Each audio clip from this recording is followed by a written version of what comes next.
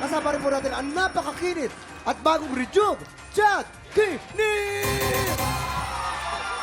Tiktropa, mag-ingat! Hoy! Handa na rin makapagkulitan ng napakagwapong si JC Tan! And alam mo, JC, may entrance fee dito sa TikTok Lock. Kapag first time nag-guest, dapat may abs reveal. Ay, oo. JC, kaibigan ka. Ako na bala. Ay, Jason, Tiktropa! Jason, Jason. Tiktropa, magingay! Kompleto. Hoy, thank you, JC. Thank you, In ha. fairness, hindi na kailangan purgahin.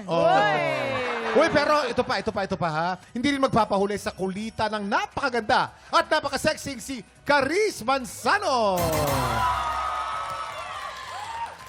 Tiktropa, mag-ingay!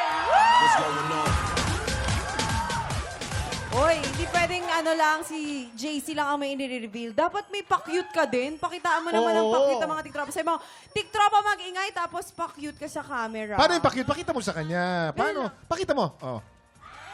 Ayun. Alam mo, parang Ayun. parang kulang faith. Dapat may mga Kuha ko hawi-hawi na ba? ng buhok. Oh, yun.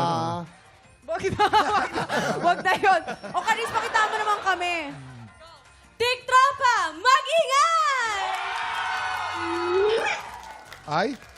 Naku. Ay, oh. O, diba? Pokwang Junior lang. Oy, sina Cariza at JC ang ninong at ninang natin today dahil sagot na nila ang Apo Blessings ng ating mga tiktropa! Yes! At Caris, masusubukan rin ang iyong marites level dahil ikaw ang iaalay namin sa Sang Tanong, Sang Sabong. Woo!